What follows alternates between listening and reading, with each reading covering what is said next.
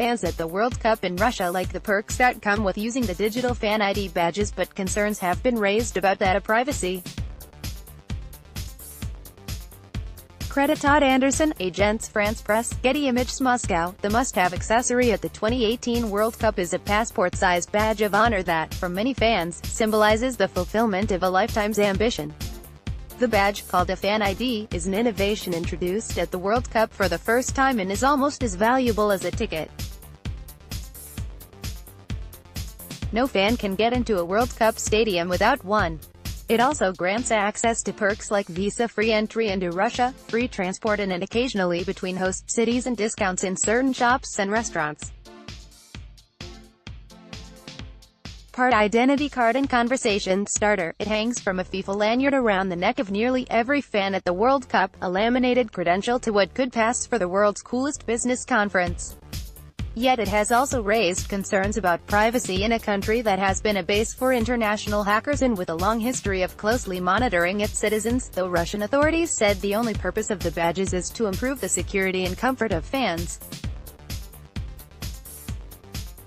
Many spectators simply like them as keepsakes. "I'm going to keep this for the rest of my life," said the Brazilian fan Arnaldo Ylem, 50, proudly looking down at his fan ID.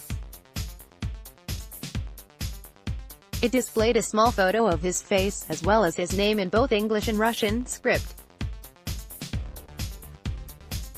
ImageMania fans at the World Cup regard the digital badges as souvenirs.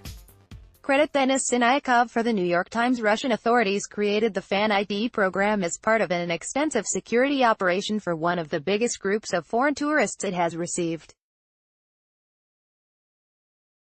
Each fan ID is logged by Russia's communications ministry, under a set of agreements with FIFA, World Soccer's governing body. Organizers said Friday that the Russian government had agreed that all information they obtain, which includes names, dates of birth, passport numbers, phone numbers, emails and home addresses, would be strictly confidential. In total, more than 1.6 million fan IDs have been distributed to tournament visitors, including VIPs and celebrities. Even the disgraced former president of FIFA, Sepp Blatter, who is attending the event as a guest of President Vladimir V. Putin, and the Argentine soccer legend Diego Maradona were required to obtain and wear them. Russian authorities are able to track every person's entry into every game. That might have allowed the authorities to locate Rodrigo Vicentini, a fan who had been wanted by the authorities in Brazil for 2 years on charges of robbing a post office. Vicentini, a 31-year-old Brazilian clad in his national team's jersey, had just watched his team score 2 late goals in tense victory over Costa Rica on June 22 when Russian security officers pounced. They had cross-checked the Interpol wanted list with fan ID information and arrested him as he left the stadium. He is awaiting extradition to Brazil.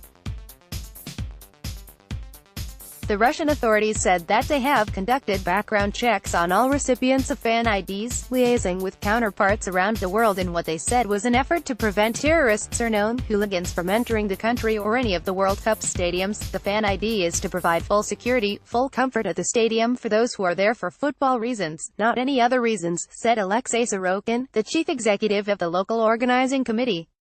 He said the Russian authorities were bound by what he called strict rules relating to the data that are embedded in the government's contracts with FIFA. Background checks and badges for fans coming to Russia are quite understandable, said Chris Eaton, who was responsible for FIFA's security plan at the 2010 World Cup in South Africa. No one denies the threat Russia faces from domestic or international terrorist groups. Still, privacy advocates have qualms about the harvesting of so much personal data. It's part of a surveillance economy where you are offered something that sounds enticing, like going to a sporting event without hassle and some freebies, in exchange for valuable personal information, said Timothy Edgar, a cybersecurity expert who teaches at Brown University. Russia should destroy the information as soon as the tournament is over. Edgar added,